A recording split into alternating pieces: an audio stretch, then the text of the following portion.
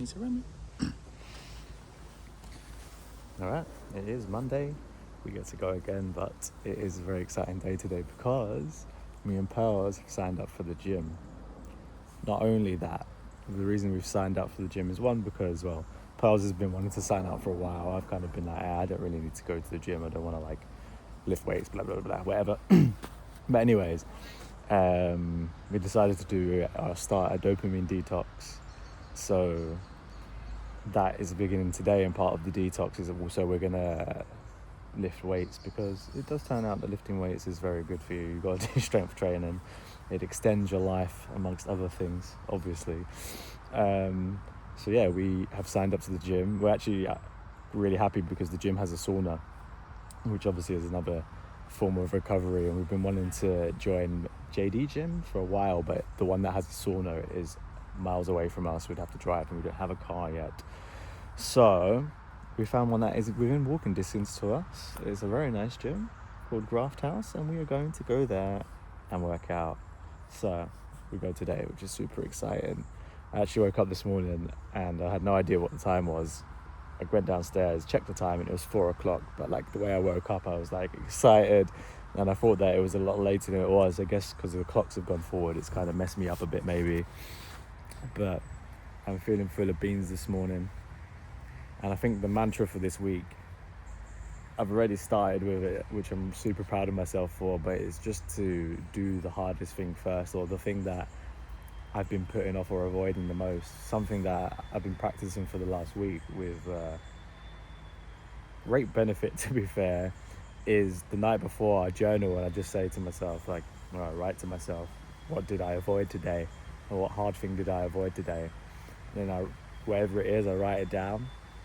Because this requires me being honest with myself, like, you know what you avoided, because there's this feeling of like, I didn't want to do that, so I didn't. Do you know what I mean? So I write that down, and what I do is the next step is that I go, okay, and what will I do tomorrow in regards to the thing I avoided? So it kind of primes my brain, so I'm ready to take action against the thing that I didn't do that day. And it also identifies like the little gap in the way I was feeling or thinking, or how I didn't show up as my highest self for that day. And then what I do in the morning is I do a little like free writing session after my higher self meditation, and I write down in there basically the same thing. After I've done all that, I ask myself, what was I avoiding yesterday, and what can I do today to embody my higher self? So it's like a readdress usually what I've written down the night before, so it primes my mind again. And then what I tend to do is during my first work block is that I choose to do that hard thing. One, it means that I get the hard thing that I've been putting off out of the way, but two, what I've been finding is it's becoming a lot easier to do the hard thing, and I seem to not really be repeating that thing that I avoided. I do it, and then like it becomes a thing that I'm like, oh, I've done it now, I can do this again. So I'm slowly like building up, I guess, this checklist of these things that I've been avoiding, knocking them off, and then it's becoming second nature. But what I'm finding in the process is like I'm feeling so much less stressed, so much less anxious, so much more confident in myself. It's like, oh, these things that I've been putting off aren't even that bad. Like, I don't really get why I have been putting them off, but here we are. My phone just vibrated, that was weird. Yeah, I don't know why I've been putting them off. Like, it just doesn't make sense. But I guess when you don't take action, when you get stuck in inaction, this just breeds, stagnation. It breeds you being stuck in place, like stuck in the mud. The only way to get out of it is to take action, but if you're there too long, it feels like you've got a mountain to climb. So another thing that I've been doing is when I find like these tasks too hard, is I break them down as well. So I won't just be like, I don't know, let's say I want to set my goals for the next 12 months. I won't just like go straight in with that. You kind of do like, okay, what's my goals for the week? What's my goals for the month? What's my goals for the quarter? Makes it a lot less intimidating when you break it down into smaller chunks. So armed with those two things, I've been able to finally get rid of some shit that's been my way. And this week I feel like this path has been cleared up, where it's like, all right, we are doubling down our events now. We're getting prepared for our event that we've got on next week. And then also we're booking in our next event after that and getting prepared for that along with a lot of other stuff. But then on a personal growth kind of level, we're leaning into this dopamine detox, which I think we're going to define today, and we're going to vlog the whole thing. So that's going to be super exciting. And I'm really looking forward to it, because although I've kind of been doing a soft dopamine detox at the minute, I haven't had really that many defined rules or boundaries, I guess, to what I'm actually taking out. Although I've felt a lot of benefits from what I have done, I know that I can go even further. Just for 30 days, I already have ideas of like things that I'm going to drop out, obviously, for the 30-day period, such as like watching TV. But I already know how I'm going to bring that back into my life afterwards. Rather than binge watching, I'm going to intentionally be like, if it's with pals as well, like pick a series we want to watch, but hey, let's like watch an episode once a week, because it's about building that anticipation again. Something that I really enjoyed about watching the Game of Thrones series wasn't so much, okay, you know, the storyline and the action and everything else, but like the last season. But it was waiting every week for the next episode to come out. Like it was like a reward in itself. Like it was something to look forward to. It was something to like, you know, just kind of cherish and really like be intentional with it. But I think because of streaming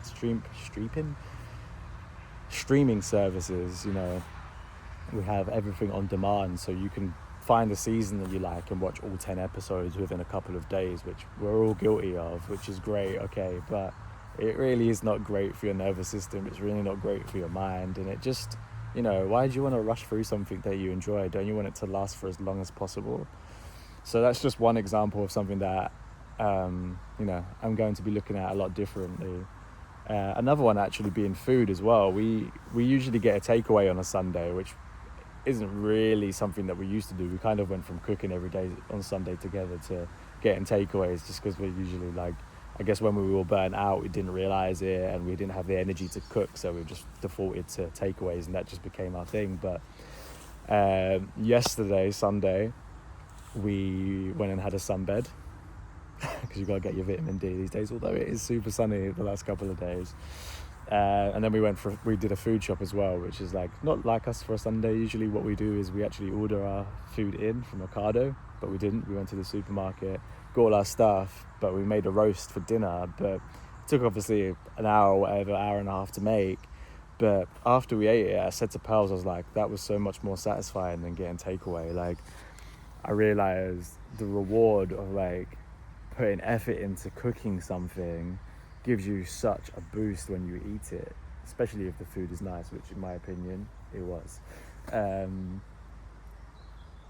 the feeling is so much more rewarding than getting takeaway. Yeah, takeaway food is tasty, it's convenient, and it saves you time and energy, but it's very short-lived, the hit that you get.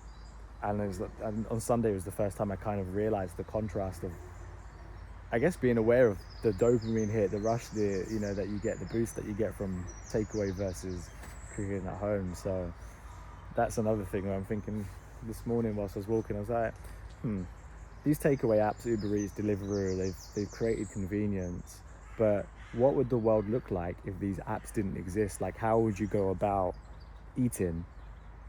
Okay, you could, you know, I guess before those apps, you could ring up a place and then deliver it that way, but even that in itself, there's like, it's not as easy to do, right? You've got to speak to a human, for example. You've got to probably know what you want before you even ring up, or you have to ask them on the phone, hey, what have you got on the menu? That's all been taken away by these apps. There's no interaction for one. But two, there's so much choice. It makes it so easy. You can get pizza, you can get Italian, you can get Chinese, you can get desserts, you can get whatever the fuck you want. But like, it never used to be that way.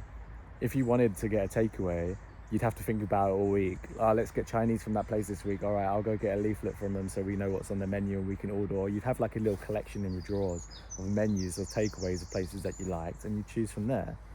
But I was just thinking, all right, maybe for this 30 days, obviously I'm going to take out takeaway, but then afterwards I'm thinking, how about if I lived in a way where like I pretended that these food delivery apps didn't exist for the most part, so it wasn't an option to just be like, it's okay, if we don't have food in the fridge, we'll jump onto Uber Eats, because it's just fucking lazy. So yeah, and I guess with that, it's going to require me to put more thought into my food, not just where I'm getting it from, when I'm getting it, how much I'm getting, and of course what I'm getting and what I'm going to cook as well. And with that as well, like finding new recipes and stuff. So I'm really excited for this dopamine detox, and I've not even lived it yet, but I already can see a few benefits that are going to come from it. And these are just some small things. I can imagine there's a lot of things that I can't predict, or I only know once I start doing this. But yeah, what a Monday so far. I'm really looking forward to it. Let's go.